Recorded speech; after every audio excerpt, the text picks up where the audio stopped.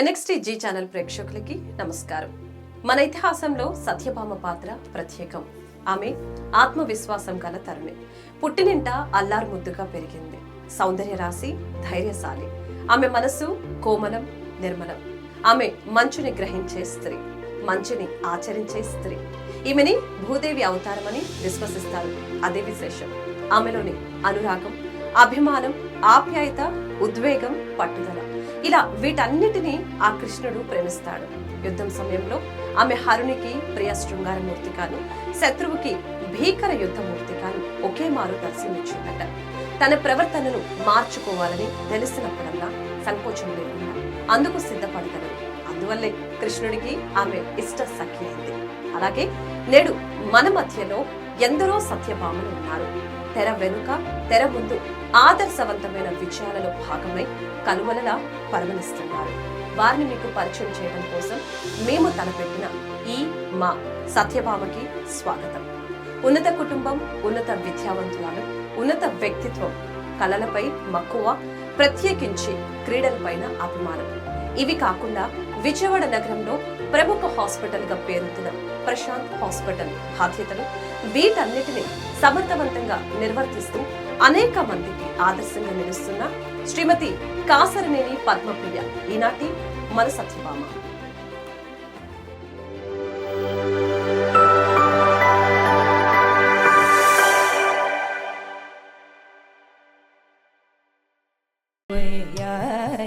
సత్యభామనే సత్యభామనే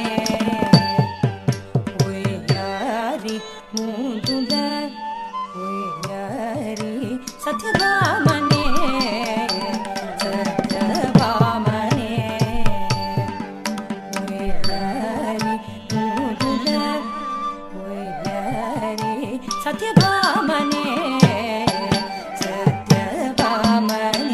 తకదినతుం తకదినతుం తకదినతుం తకదినతుం తకదినతుం తకదినతుం తకదిన తకదిన తకదిన తకదిన తకదిన తకదిన తకదిన తకదిన తకదిన తకదిన తక తరిగిడదాం తరిగిడదాం తరిగిడదాం వామనే పదియారు వేల కోమలుల దరిలోన వామనే పదియారు వేల కోమలుల దరిలోన వామనే పదియారు వేల కోమలుల దరిలోన వామనే పదియారు వేల కోమలుల దరిలోన వామనే పదియారు వేల కోమలుల దరిలో లలనా చెలియా మగువార సఖియా వామనే పదియారు వేల కోమలుల దరిలో. NXT ప్రేక్షకులకు స్వాగతం, సుస్వాగతం. ఈనాటి మన సత్యభామ కాసరనేని పద్మప్రియ. ఆవిడ గురించి ఆవిడ మాటల్లోనే మనం విందాం. పద్మప్రియ, నువ్వు ఏ ఊళ్ళో పుట్టావు, నీ ఎడ్యుకేషను, ఇవన్నీ ఒకసారి చెప్పావు మా ప్రేక్షకులకి. మాది నేటివ్ ప్లేస్ గుడ్లవల్లేరు. మా ఫాదరు చార్టర్డ్ అకౌంటెంట్ గుడివాడలో చేసేవారు, జీవి పూర్ణచంద్ర. మా మదరు రాధ. నేను బేసిక్ ఎడ్యుకేషన్ అంతా గుడ్లవల్లేరులో చేశాను అప్ టు ఇంటర్మీడియట్ వరకు. తర్వాత ఏలూరులో BSc హోమ్ సైన్స్ చేశాను. తర్వాత కోయంబత్తూరులో MSc హోమ్ సైన్స్ చేశాను. దానిలో నా సబ్జెక్టు చైల్డ్ డెవలప్మెంట్. ఆ తర్వాత చైల్డ్ డెవలప్మెంట్ అయిన తర్వాత అంటే దాన్ని నా జీవితంలో ఎలా అన్వయించుకున్నానంటే, అంటే బేసిక్గా BSc హోమ్ సైన్స్లో interior decoration, foods and nutrition ఇవన్నీ ఉండేవి. ఆ ఫుడ్స్ అండ్ న్యూట్రిషన్లో న్యూట్రిటివ్ వాల్యూ, తర్వాత ఫ్యామిలీకి ఎట్లా బేసిక్ బ్యాలెన్స్డ్ డైట్ ఇవ్వాలి, అవన్నీ దానిలో నేర్చుకున్నాము. తర్వాత హోమ్ మేనేజ్మెంట్ అని ఉండేది. దానిలో interior decoration, table setting, flower arrangements ఇవన్నీ దాని ద్వారా నేర్చుకున్నాను. ఇట్లా కాకుండా టెక్స్టైల్స్ అండ్ క్లోదింగ్ ఉండేది. దానిలో బేసిక్ స్టిచ్చింగు, ఇంకా చాలా అంటే colours, different colours, primary colours, secondary colours, ఇవన్నీ కూడా టెక్స్టైల్స్ ద్వారా నేర్చుకున్నాను. ఎంఎస్సిలో చైల్డ్ డెవలప్మెంట్లోనేమో అసలు స్కూల్స్ టీచర్ చైల్డ్ రేషియో ఎంత ఉండాలి, బేసిక్గా చైల్డ్ డెవలప్మెంట్లో physical development, social development, emotional development ఎలా ఉండాలి అనేది నేర్చుకున్నాము. దాని తర్వాత నా జీవితంలో అంటే నేను జాబ్ చేయకపోయినా కానీ నా ఫ్యామిలీకి అన్వయించుకొని నేను నా ఫ్యామిలీ డెవలప్ చేయడానికి దోహదపడింది అనమాట. సో ప్రశాంత్ కుమార్ గారిని ఎప్పుడు పెళ్లి చేసుకున్నావు, దాని గురించి చెప్పు. అది ఎంఎస్సీ అయిన తర్వాత 83లో మా మ్యారేజ్ అయింది. అయ్యాక నేను విజయవాడలో సెటిల్ అయ్యాను. ఆయన యూరాలజిస్టు. సో మా హాస్పిటల్ పేరు ప్రశాంత్ హాస్పిటల్. తర్వాత మా ఇద్దరు పిల్లలు కూడా యూరాలజీనే చేశారు. ఇప్పుడు ఇద్దరు కోడళ్ళు గైనకాలజిస్టులు. మాది యూరాలజీలో from circumcision to transplant surgeries వరకు ప్లస్ రోబో సర్జరీస్ వరకు మా హాస్పిటల్లో జరుగుతాయి. దానిలో కూడా హాస్పిటల్ మేనేజ్మెంట్లో కూడా నేను ఇన్వాల్వ్ ఉంటాను. అంటే డైలీ డే టు డే యాక్టివిటీస్లో ప్లస్ అకౌంటింగ్ వీటన్నిటిలో నేను ఇన్వాల్వ్ అవుతూ ఉంటాను. బేసిక్గా ఈ డాక్టర్స్కి అందరికీ ఓటీనే సరిపోతూ ఉంటాయి. సో అకౌంటింగ్ ఏమో మా ఫాదర్ చార్టెడ్ అకౌంటెంట్ కాబట్టి ఆయనకు కావాల్సిన మెటీరియల్ అంతా నేను సప్లై చేస్తూ ఉండేదాన్ని. తర్వాత మా బ్రదర్ ఇప్పుడు చార్టెడ్ అకౌంటెంట్, తనకి నేను సప్లై చేస్తూ ఉంటాను అనమాట. సో మా ఇంట్లో డాక్టర్స్ ఎవరు పట్టించుకునే పని లేకుండా నేనే ఆ ట్యాక్సేషను అవన్నీ కూడా చూస్తూ ఉంటాను. ఫైనాన్షియల్ మ్యాటర్స్ ప్లస్ ఈ హాస్పిటల్ కన్స్ట్రక్షన్ అయినప్పుడు మొత్తం A to Z నేను చూసుకుంటూ ఉండేదాన్ని. ప్రస్తుతం ఇక మా నెక్స్ట్ తరానికి మా అబ్బాయిలు కోడళ్ళకి నేను ఆ రెస్పాన్సిబిలిటీస్ స్లోగా అప్పచెప్తున్నాను అనమాట. Very good Padmapriya. సో మీ హాస్పిటల్ మొత్తం నువ్వే కన్స్ట్రక్షన్లో నువ్వు మెయిన్ పార్ట్ అనమాట. Very good. చాలా మంది ఆడవాళ్ళు ఏమి చేయలేరు అని అనుకుంటారు. So you have done a wonderful job. Padmapriya, మీ పిల్లలు ఏమైనా స్పోర్ట్స్లో ఉన్నారా? యా, క్రికెట్లో ఉన్నారు. బేసిక్గా మా హస్బెండ్కి గేమ్స్ అంటే చాలా ఇంట్రెస్ట్, నాకు కూడా ఇంట్రెస్ట్. ఆయనకి క్రికెట్ అంటే ప్యాషను. సో మొదటి నుంచి ఇక్కడ విజయవాడలోనే డాక్టర్స్ అందరూ ఒక టీం లాగా ఫామ్ అయ్యి గుంటూరు డాక్టర్స్ టీంతో ఆడుతూ ఉండేవారు. అప్పుడు మనకే ఒక క్రికెట్ పిచ్ ఒకటి ఉంటే బాగుంటుందని ఇక్కడ హెల్త్ యూనివర్సిటీలో మెడికల్ కాలేజ్లో ఒక నెట్స్ వాళ్ళు తయారు చేసుకున్నారు. అది ఎట్లా తయారు చేసుకున్నారంటే హైవే వేసినప్పుడు తవ్విన మట్టి అంతా వేస్ట్ అవ్వకుండా వాళ్ళు కాలేజ్లో వేసి వాళ్ళు అట్లా నెట్స్ తయారు చేసుకున్నారు. ఆ నెట్స్లోనే మా పిల్లలు అంత కోచింగ్ తీసుకున్నారు. అదే టైంలో వెస్టిండీస్ వచ్చినప్పుడు ఒకసారి వీళ్ళు వాళ్ళతో ఇంటరాక్ట్ అయ్యి వాళ్ళకి బ్యాటింగ్ బౌలింగ్లో నెట్స్లో ప్రాక్టీస్ చేశారనమాట. అదొక మరపురాని సంఘటన మాకు. మేము కూడా ఇంటరాక్ట్ అయ్యాం వెస్టిండీస్ టీంతో. అప్పుడే బాల్ పికర్స్గా కూడా వాళ్ళు ఉన్నారు. అప్పుడు ఇండియాను వెస్టిండీస్ మ్యాచ్ జరిగినప్పుడు. ఆ తర్వాత వీళ్ళు అంటే స్టేట్ లెవెల్లో క్యాప్టెన్స్గా చేశారు మా ఇద్దరు అబ్బాయిలు, ఆంధ్ర క్యాప్టెన్స్గా. తర్వాత మా పెద్ద అబ్బాయికి కూడా ఈ స్పోర్ట్స్ మూలంగానే తనకి మెడిసిన్ సీట్ కూడా వచ్చింది. తర్వాత హెల్త్ యూనివర్సిటీలో కూడా వాళ్ళు యూనివర్సిటీ తరఫున ఆడారు. నెక్స్ట్ ఇక్కడ ఈ ఇల్లు కట్టినప్పుడు మేము ఈ హాస్పిటల్ కట్టినప్పుడు ఫౌండేషన్ స్టోన్ వేసినప్పుడే మా హస్బెండ్ ఏమైనా సరే పైన క్రికెట్ పిచ్ ఉండాలని చెప్పి దాన్ని ప్లానింగ్ స్టేజ్ నుంచి ఆయన మేము ఎవరూ డిస్కరేజ్ చేసినా పైనుంచి బాల్ కింద పడుతుందని మేము భయపడినా కానీ ఆయన ఏమైనా సరే ఉండాలని చుట్టూ నెట్స్ చాలా పగడ్బందీగా చేసి తయారు చేయించారు పిచ్చి. సో ఆ టీము ఆడారు, మా హస్బెండ్ టీము ఆడారు. ఇప్పుడు మా పిల్లల టీం కూడా ఆడుతున్నారు. పిల్లల టీంలు అంటే ఇప్పుడు ప్రస్తుతానికి డిపిఎల్ మ్యాచెస్ ఇక్కడ జరుగుతున్నాయి విజయవాడ. ఐపీఎల్ టైప్లోనే ఇక్కడ వీళ్ళు ఆక్షన్ చేసి ఈచ్ హాస్పిటల్ ఒక టీంని సెలెక్ట్ చేసుకుంటారు. సో అట్లా 12 టీమ్స్ ఉన్నాయి విజయవాడలోనే. ఇది 5th or 6th సీజన్ జరిగింది ఇప్పుడు. సో ప్రశాంత్ హాస్పిటల్ టీం అంతా ఇక్కడ మా పైన నెట్స్ ప్రాక్టీస్ జరుగుతుంది. మా ఇంట్లో 6th ఫ్లోర్లోనే నెట్స్ ఉన్నాయి అన్నమాట. ఇప్పుడు 3వ తరం మా మనవడు ఇక్కడ ప్రాక్టీస్ చేస్తున్నాడు ఒక కోచ్ సహాయంతో. సో 3 తరాల నుంచి మాకు క్రికెట్ అదొక ప్యాషన్ అయిపోయింది అనమాట. సో ఇంటర్నేషనల్ వాళ్ళతో కూడా ఆడారు మీ వాళ్ళు.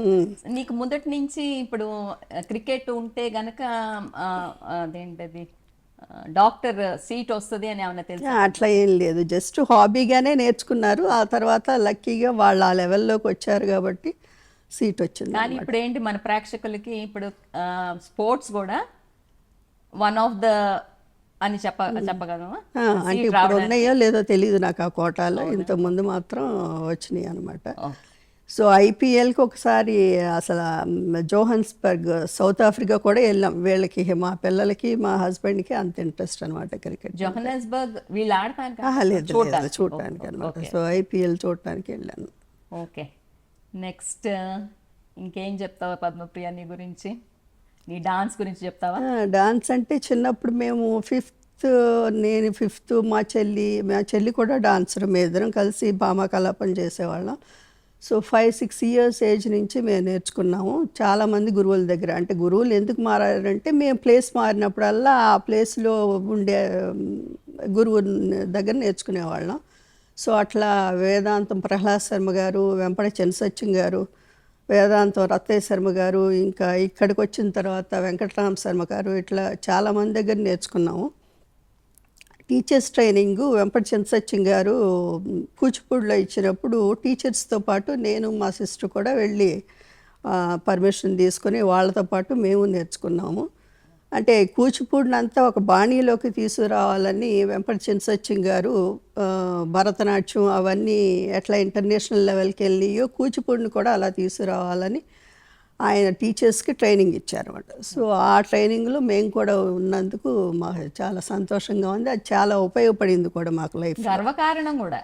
ఇప్పుడు ఏంటంటే వాళ్ళ గురువులు, మీరేమో శిష్యులు కదా. So very good Padmapriya.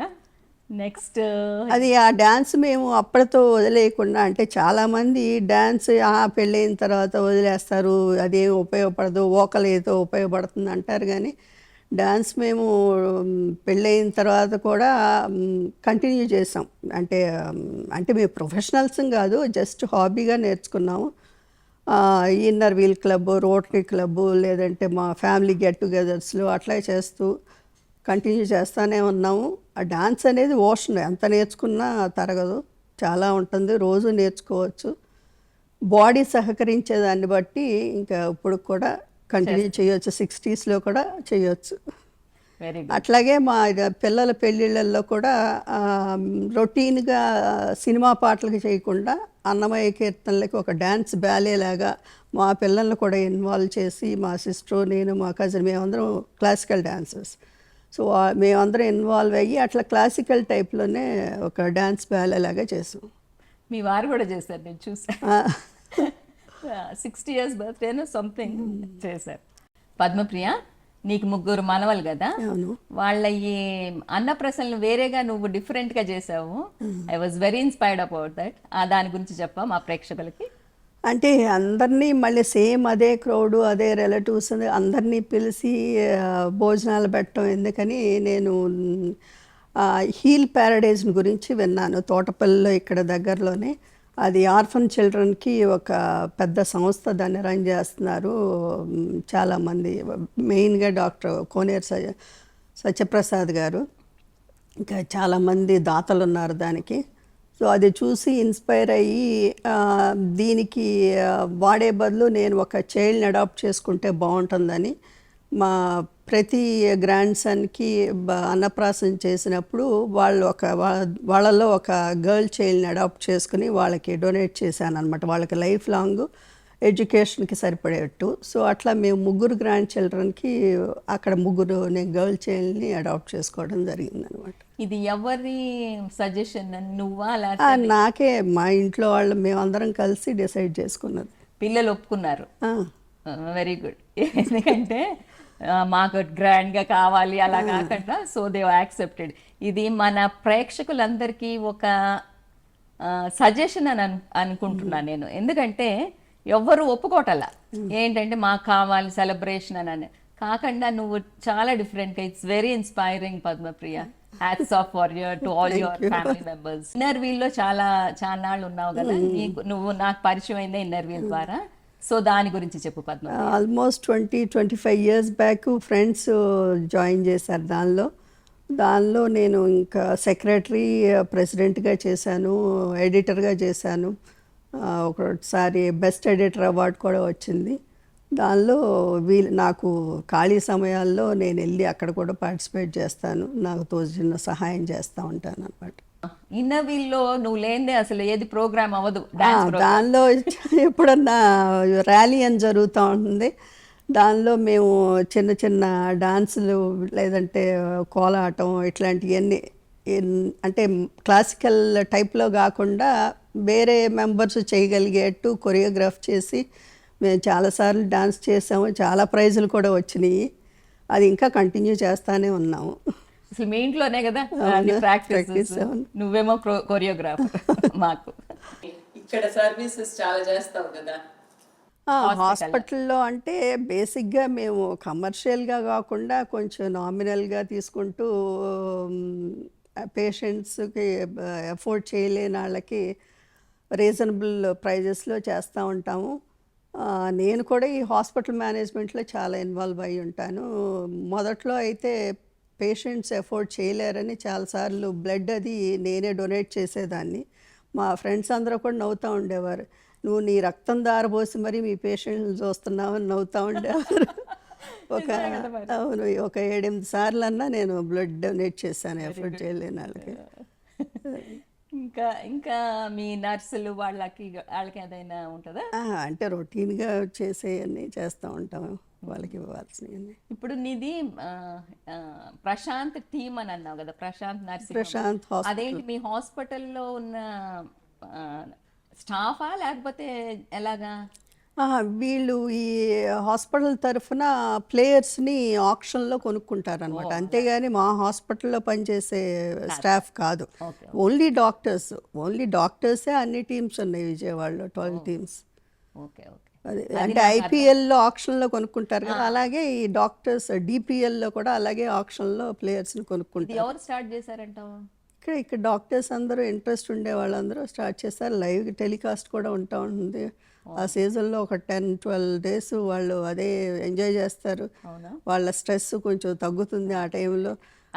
Inaugural function ఒకటి జరుగుతుంది, వ్యాలిడక్టరీ జరుగుతుంది, వీళ్ళు ప్లేయర్స్ ర్యాంప్ వాక్ చేస్తూ ఉంటారు. చాలా ఎక్కడ జరుగుతుంది ఇది? అక్కడ వాళ్ళు కాజలో వాళ్ళు ఓన్ గ్రౌండ్స్ తయారు చేసుకున్నారు. డాక్టర్స్ వేరే వాళ్ళకి అలవెన్స్ లేదా అందులో? ఇస్తారేమో తెలియదు, ఓన్లీ డాక్టర్స్ వాళ్ళ మ్యాచెస్ అన్నీ అక్కడ జరుగుతూ ఉంటాయి. Oh very good. ఇది అయితే అసలు మాకైతే తెలియనే Padmapriya. This is news for us. Padmapriya, నీ ఇంకా హాబీస్ గురించి చెప్పా. అదర్ హాబీస్ అంటే గార్డెనింగ్ ఒకటి. మొదటి నుంచి గార్డెనింగ్ అంటే చాలా ఇష్టము. ప్రస్తుతానికి మేము 5th ఫ్లోర్లో ఉంటున్నాం కాబట్టి టెర్రస్ గార్డెన్ ఒకటి మెయింటైన్ చేస్తున్నాము. ఇంతకుముందు హార్టికల్చర్ షోలో కూడా నేను పార్టిసిపేట్ చేశాను. డిఫరెంట్ పాట్స్ అయ్యి అక్కడ ప్రజెంట్ చేసినప్పుడు దానిలో ప్రైజెస్ వచ్చినాయి. టేబుల్ సెట్టింగు, ఫ్లవర్ కార్పెట్స్లు, ఫ్లవర్ అరేంజ్మెంట్స్, వీటిలో చాలా ప్రైజెస్ వచ్చినాయి. ఇప్పుడు ఇక్కడ రూఫ్ గార్డెన్లో కూడా రీసెంట్గా ఒకసారి వాళ్ళు బెస్ట్ రూఫ్ గార్డెన్ అని ప్రైజ్ ఇచ్చారు. సో ఇక్కడ 5th ఫ్లోర్లో మెయింటైన్ చేయటం కొంచెం కష్టమే. సమ్మర్లో చాలా మొక్కలు పోతూ ఉంటే, సీజన్లో మళ్ళీ వర్షాలు అయిపోయినప్పుడు అవన్నీ చేంజ్ చేసుకోవటం, రోజులో కొంత టైం స్పెండ్ చేయిందే కొంచెం గార్డెన్. స్పెండ్ చేస్తావు? ఎన్ని అవర్స్ అంటే ఈవినింగ్ జస్ట్ ఒక 1/2 అవర్ 1 అవర్. ఆ తర్వాత అంటే నేను మెయింటైన్ చేయడానికి వీలుగా ఉండే ప్లాంట్సే జీరోఫైట్స్, బోగన్ విల్లాస్ అట్లాంటివి వాడుతూ ఉంటాను. సీజన్ టైంలో ఎప్పుడన్నా వచ్చి మెయింటైన్ చేస్తూ ఉంటారు. సీజన్లో సీజనల్స్ తెచ్చి మెయింటైన్ చేస్తూ ఉంటాను అనమాట. ఇంకో హాబీ అంటే టూరిజం ఒకటి. ఎక్కువ టూర్స్ వెళ్తూ ఉంటాము. మా ఫ్యామిలీతో వెళ్తా, ఫ్రెండ్స్తో వెళ్తూ ఉంటాము, మా హస్బెండ్ ఫ్రెండ్స్తో అందరం కలిసి వెళ్తూ ఉంటాం. అవునవును. ఎన్ని కంట్రీస్ కవర్ చేస్తారు? సుమారుగా 30 కంట్రీస్ కవర్ చేస్తుంటాం. ఇంకా అయితే నీకు ఫ్యూచర్లో ఇంకా ఉన్నాయన్నమాట ప్లాన్స్. ఓకే. అంటే ఏజ్ హెల్త్ సహకరిస్తే ఇంకా ఫ్యూచర్లో ఇంకొన్ని చూడగలుగుతూ ఉంటాం. అవునవునవును. నెక్స్ట్ ఇప్పుడు నీది హిందూలో కూడా వచ్చినట్టుంది కదా ఒకసారి. అంటే ఈ క్రికెట్ గురించి, టెర్రస్ గార్డెన్ గురించి హర్జిత్ కవర్ చేస్తుంది కదా, ఐ రిమెంబర్. ఆ తర్వాత ఇంకా ఏరే కాంపిటీషన్స్ పెట్టినప్పుడు కూడా నీకు బాగా వచ్చింది కదా. అవును. అంటే ఇంతకుముందు ఇక్కడ ఎగ్జిబిషన్ గ్రౌండ్స్లో జరిగేది హార్టికల్చర్ షో. అప్పుడు అంత అవేర్నెస్ ఉన్నట్లేదు, చాలా తక్కువ మంది పార్టిసిపేట్ చేసేవారు. అప్పుడు ఫ్లవర్ కార్పెట్స్ వాటికి కూడా ప్రైజెస్ ఉండి ఫ్లవర్ అరేంజ్మెంట్స్కి. మరి ఇప్పుడు ఎట్లా ఉంటున్నాయో నాకు పెద్ద ఐడియా లేదు. పద్మప్రియ, మా ఎన్ఎక్స్టీ ఛానల్ ప్రేక్షకులకి ఇంకేమైనా నువ్వు చెప్పదలుచుకున్నావా? అంటే జీవితంలో ఏదన్నా సాధించాలి అనుకుంటే మెయిన్ ఒక్కటి ఎయిమ్ పెట్టుకోవాలి, దానికి తగ్గ ప్లానింగ్ ఉండాలి, దాన్ని ఫోకస్ చేయాలంటే ఎంతో కష్టపడాలి. కష్టపడటంతో పాటు ఎంతో ఇష్టపడి చేస్తేనే మనం సక్సెస్ని సాధించగలుగుతాం. చాలా థ్యాంక్స్ పద్మప్రియ, నీ అమూల్యమైన సమయాన్ని మా ఎన్ఎక్స్టీ ఛానల్ ప్రేక్షకులకి నువ్వు ఇచ్చినందుకు. ఎంతో తక్కువ మాట్లాడే నాతోనే ఒక హాఫ్ అన్ అవర్ నువ్వు ఇంటర్వ్యూ చేసినందుకు నీకు చాలా థ్యాంక్స్. టీవీ యాజమాన్యానికి కూడా ధన్యవాదాలు.